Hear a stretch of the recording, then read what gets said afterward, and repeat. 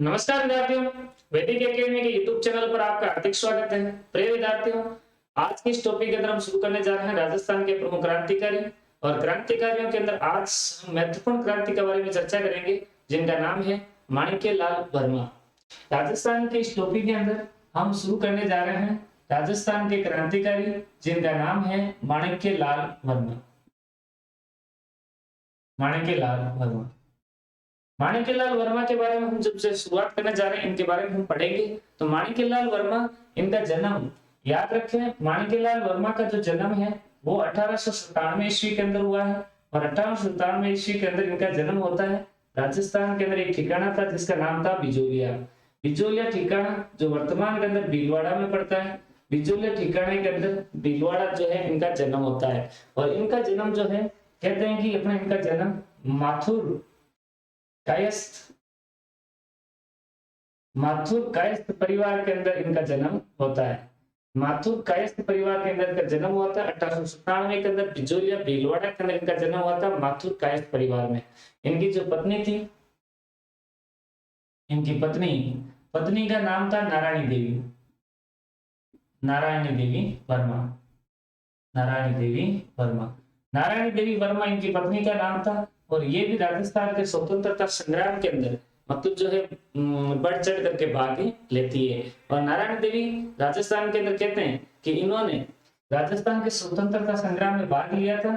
और इस समय इन्होंने अपने पुत्र, जिसका नाम था दीनबंधु, ये दीनबंधु इनका पुत्र था। और इस दीनबंधु पुत्र के साथ 6 महीने का ये बालक था, 6 माह का। और इस बालक को लेकर के भारत का स्वतंत्रता संग्राम जब चल रहा था तो उसके समय इन्होंने अपनी गिरफ्तारी दी थी। तो राजस्थान की महिला जो मतलब जो अपने पुत्र 6 महीने के बेटे को लेकर के जेल गई थी, वो माणिक्यलाल वर्मा की पत्नी थी जिसका नाम था नारायणी देवी।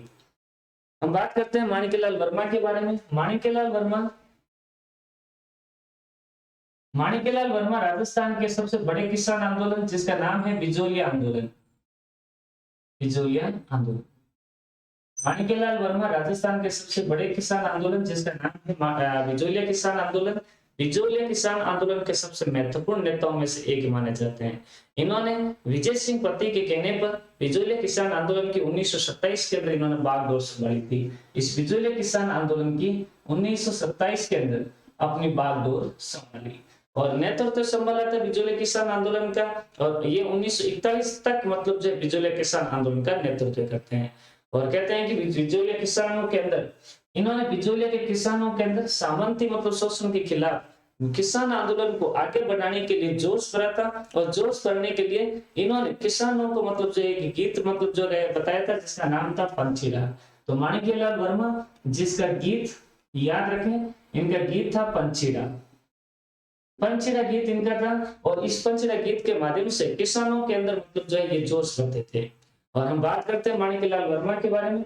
माणिक्यलाल वर्मा ने मेवाड़ के अंदर जो वर्तमान जो शासन था उसको देखते हुए और मेवाड़ के शासन के ऊपर इन्होंने एक पुस्तक लिखी थी जिसका नाम था मेवाड़ का वर्तमान शासन। याद रखें, माणिक्यलाल वर्मा जिनकी पुस्तक का नाम था मेवाड़ का वर्तमान शासन। मेवाड़ का वर्तमान शासन इनकी पुस्तक थी जो सामंती और राजाओं के शासन के खिलाफ थी और किसानों के ऊपर अत्याचारों के विरुद्ध मतलब जो है इनकी किताब लिखी गई थी। माणिक्यलाल वर्मा 1934 के अंदर, कहते हैं कि माणिक्यलाल वर्मा ने 1934 के अंदर अपनी जगह पड़ती है नारेली। ये नारेली जगह वर्तमान के अंदर पड़ती है अजमेर में। 1934 नारेली के अंदर इन्होंने सेवा आश्रम की स्थापना की थी। और ये जो सेवा आश्रम था, इस सेवा आश्रम का जो मेन उद्देश्य था, ये उद्देश्य ये था कि रचनात्मक कार्यों के लिए कार्यकर्ताओं को तैयार करना। रचनात्मक कार्यों के लिए कार्यकर्ता तैयार करना, ये इसका मेन जो है उद्देश्य था। 1934 नारेली अजमेर के अंदर सेवा आश्रम की स्थापना की और इसका मुख्य उद्देश्य था रचनात्मक कार्यों के लिए कार्यकर्ताओं को तैयार करना। हम बात पढ़ते हैं माणिक्यलाल वर्मा के बारे में। माणिक्यलाल वर्मा, ध्यान रखें दोस्तों, माणिक्यलाल वर्मा के सहयोग से 24 अप्रैल एग्जाम में पूछी जा चुकी है। 24 अप्रैल 1938 को 24 अप्रैल 1938 को माणिक्यलाल वर्मा की वजह से इन्होंने मेवाड़ प्रजामंडल की स्थापना की गई थी। मेवाड़ प्रजामंडल की स्थापना की गई 24 अप्रैल 1938 एग्जाम में पूछी जा चुकी डेट है। और ये सवाल भी पूछा जा चुका है, लैब असिस्टेंट के अंदर सवाल पूछा था, प्रयोगशाला सहायक के अंदर पूछा गया था। डेट पूछी है, ध्यान रखें 24 अप्रैल 1938 माणिक्यलाल वर्मा के सहयोग से मेवाड़ प्रजामंडल का गठन किया गया था। और ये मेवाड़ प्रजामंडल, इसका जो अध्यक्ष है, इसका अध्यक्ष बनाया गया था बलवंत सिंह मेहता को। बलवंत सिंह मेहता, बलवंत सिंह मेहता इसके अध्यक्ष थे। और इसका जो उपाध्यक्ष है, उपाध्यक्ष भूरेलाल भैया को बनाया गया, भूरेलाल भैया को बनाया गया था। और इसका जो महामंत्री है, मेवाड़ प्रजामंडल का महामंत्री, वो था अपने माणिक्यलाल वर्मा, माणिक्यलाल वर्मा। ध्यान रखें 24 अप्रैल 1938 मेवाड़ प्रजामंडल का गठन किया गया था। अध्यक्ष बलवंत सिंह मेहता को बनाया गया था, उपाध्यक्ष भूरेलाल भैया को बनाया गया था और महामंत्री जो है माणिक्यलाल वर्मा जिसे बनाया गया था। और मेवाड़ प्रजामंडल के कार्यों को देखते हुए मेवाड़ सरकार, मेवाड़ जो सत्ता थी उसको जनता से मतलब व्यय हुआ, तो इन्होंने मेवाड़ प्रजामंडल को रोकने का आदेश दिया। माणिक्यलाल वर्मा को मेवाड़ से निकाल दिया गया था। और बाद के अंदर जब माणिक्यलाल वर्मा वापस आते हैं तो माणिक्यलाल वर्मा को मतलब जो है गिरफ्तार कर लिया जाता है और माणिक्यलाल वर्मा को कुंभलगढ़ के किले के अंदर, कुंभलगढ़ किले के अंदर इनको माणिक्यलाल वर्मा को मतलब जो है कैद करके रखा जाता है। और जब माणिक्यलाल वर्मा को कुंभलगढ़ के किले में बंदी बनाकर रखा गया था तो वहां के किसानों ने, बिजोलिया के किसानों ने, मेवाड़ के किसानों ने विद्रोह किया था, जिसकी वजह से 1941 के अंदर इनको वापस मतलब जो है रिहा कर दिया गया था। और 1941 के अंदर माणिक्यलाल वर्मा वापस बिजोलिया किसान आंदोलन का नेतृत्व संभालते हैं। और 1941 के अंदर, ध्यान रखना 1941 के अंदर मेवाड़ रियासत के अधिकारी, मेवाड़ रियासत का जो अधिकारी था वो था sir T Raghavacharya, sir T Raghavacharya. और एक व्यक्ति था जिसका नाम था राजस्व अधिकारी था जिसका नाम था मोहन सिंह मेहता। ये दोनों और माणिक्यलाल वर्मा 1941 के अंदर मेवाड़ रियासत के सर टी राघवाचार्य, मोहन सिंह मेहता तथा माणिक्यलाल वर्मा के बीच में एक समझौता होता है। और समझौता के तहत बिजोलिया किसान आंदोलन के किसानों के जो अधिकांश जो कर थे उनको समाप्त कर दिया गया था, मांगे स्वीकार कर ली गई थी। और 1941 के अंदर बिजोलिया किसान आंदोलन समाप्त हो जाता है, बिजोलिया किसान आंदोलन समाप्त हो जाता है। तो बिजोलिया किसान आंदोलन क्या हो जाता है, समाप्त हो जाता है। अब हम बात करते हैं माणिक्यलाल वर्मा की। माणिक्यलाल वर्मा 1941 के अंदर ही बिजोलिया किसान आंदोलन के समाप्त होने के पश्चात माणिक्यलाल वर्मा ने मेवाड़ जो प्रजामंडल है इसको मतलब आगे बढ़ाया। और मेवाड़ प्रजामंडल का 1941 के अंदर इन्होंने अपना प्रथम अधिवेशन बुलाया। 1941 के अंदर मेवाड़ प्रजामंडल का प्रथम अधिवेशन इन्होंने उदयपुर के अंदर बुलाया था। और इस अधिवेशन के अंदर भाग लेने के लिए जेबी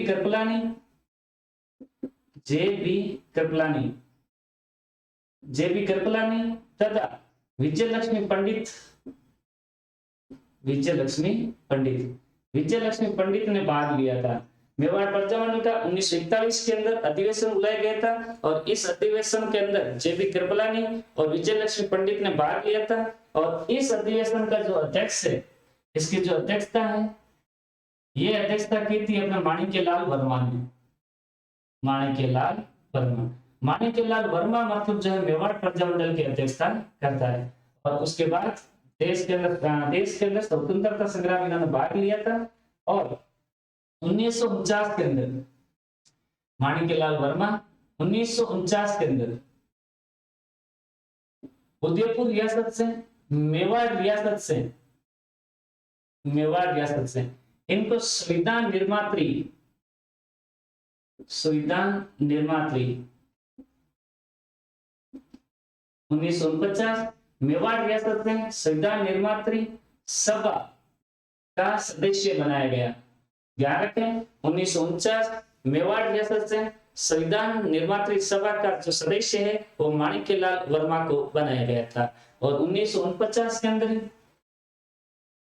ध्यान रखें 30 मार्च 1949, 30 मार्च 1949 राजस्थान का एकीकरण होता है जिसका नाम था राजस्थान का तीसरा एकीकरण।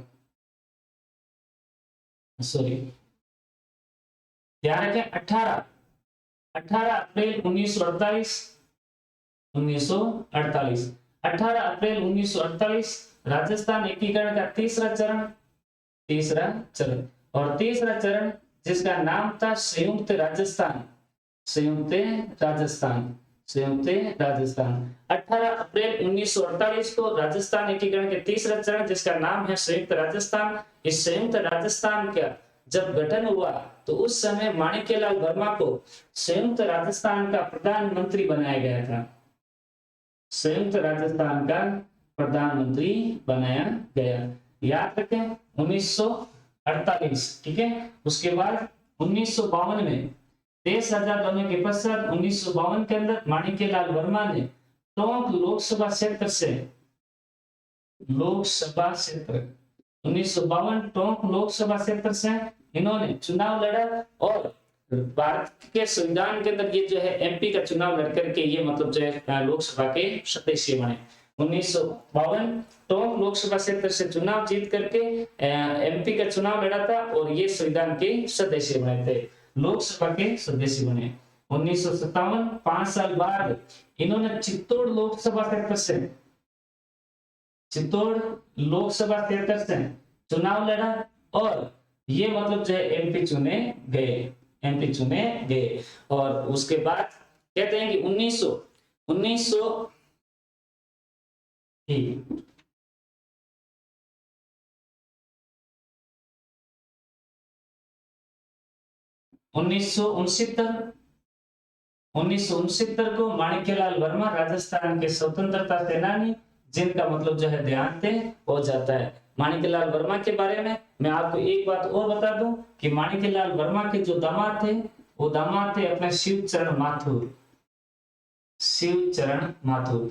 इनके दामाद शिवचरण माथुर थे जो राजस्थान के अंदर 2 बार सीएम का मतलब जो है चुनाव लड़ा था, 2 बार राजस्थान के मुख्यमंत्री बने थे। इनके दामाद शिवचरण माथुर राजस्थान के 2 बार मुख्यमंत्री बनते हैं। तो अभी इस टॉपिक के अंदर हमने माणिक्यलाल वर्मा की बात की है और माणिक्यलाल वर्मा के बाद एक और मतलब जो है हम स्वतंत्रता सेनानी की बात करेंगे जिनका नाम है दयानंद सरस्वती।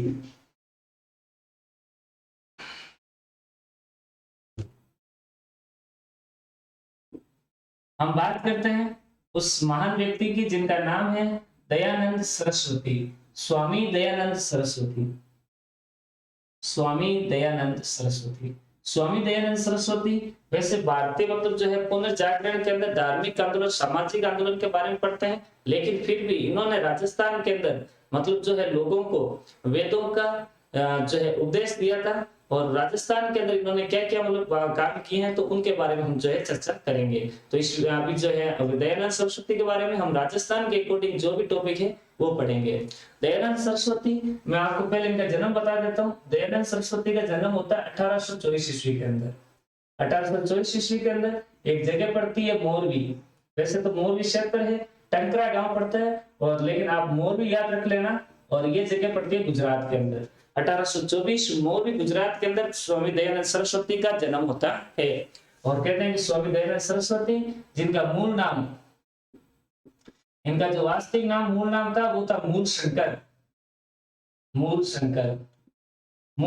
इनका वास्तविक नाम था। और स्वामी दयानंद सरस्वती बचपन से ही जिज्ञासु प्रवृत्ति के मतलब व्यक्ति थे, हर चीज को मतलब जो है गहन अध्ययन करते थे। स्वामी दयानंद सरस्वती इन्होंने अपना जो गुरु है, गुरु का नाम था गिरजानंद। गुरु बिरजानंद से इन्होंने मतलब जो है ज्ञान प्राप्त किया था, और ज्ञान प्राप्ति के पश्चात इन्होंने कहते हैं कि गुरु जी बिरजानंद से वेदों का ज्ञान प्राप्त किया था, उपनिषदों का ज्ञान प्राप्त किया था, पुराणों का ज्ञान जो इन्होंने प्राप्त किया था। और वेदों के ज्ञान प्राप्त करने के पश्चात भारतीय लोगों को इन्होंने वेदों के प्रति जो है सचेत किया था, वेदों का जो है उपदेश दिया था। इनका मतलब मुख्य नारा था वेदों की ओर लौट चलो। याद रखें, इनका मुख्य नारा, स्वामी दयानंद सरस्वती, इनका जो नारा था वो था वेदों की ओर, वेदों की ओर लौट चलो, वेदों की ओर लौट चलो। इनका मुख्य नारा वेदों की ओर लौट चलो, इनका मुख्य नारा था। और स्वामी दयानंद सरस्वती पहले व्यक्ति थे जो 1857 की क्रांति के पश्चात भारतीय जनता के अंदर राजनीतिक जागृति प्रदान उत्पन्न करने वाले अगर कोई पहले व्यक्ति हैं तो वो थे अपने स्वामी दयानंद सरस्वती। याद रखें, स्वामी दयानंद सरस्वती 1857 की क्रांति के बाद लोगों में राजनीतिक जागृति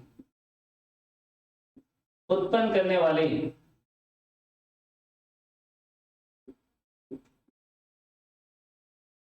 प्रथम व्यक्ति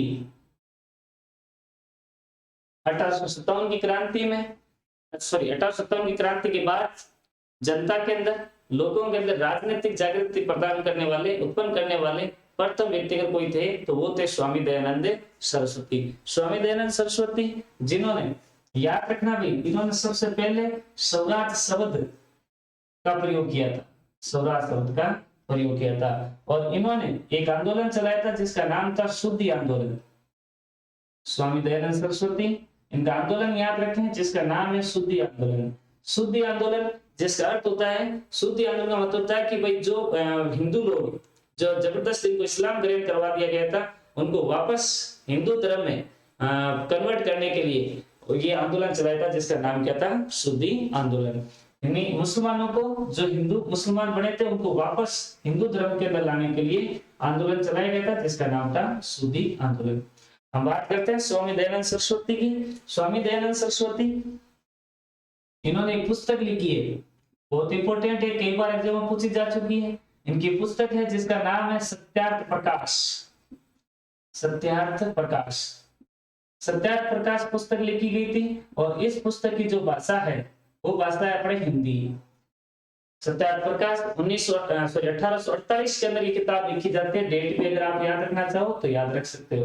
1848 के अंदर सत्यार्थ प्रकाश पुस्तक लिखी गई थी और इसकी जो भाषा है वो हिंदी भाषा है। और कहते हैं कि सत्यार्थ प्रकाश का जो अधिकांश भाग है वो अपने राजस्थान के अंदर उदयपुर जिले के अंदर पिछोला झील के किनारे जग मंदिर महल के अंदर स्वामी दयानंद सरस्वती ने बैठ के लिखा था। इस किताब का अधिकांश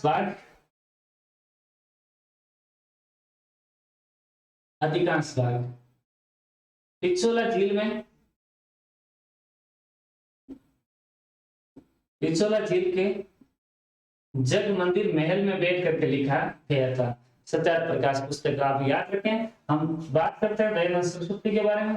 दयानंद सरस्वती राजस्थान के अंदर इसकी 3 बार यात्राएं होती है। स्वामी दयानंद सरस्वती राजस्थान में 3 बार यात्रा की थी, 3 बार यात्रा की है।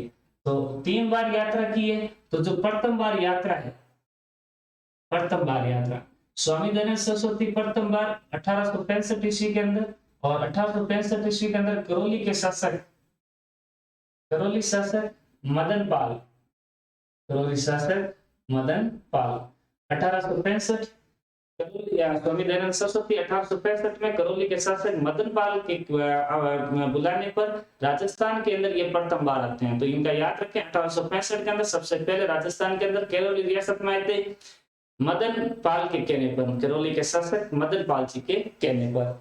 हम बात करते हैं दयानंद सरस्वती राजस्थान की दूसरी बार यात्रा, दूसरी बार यात्रा 1882 के अंदर, और मेवाड़ के महाराणा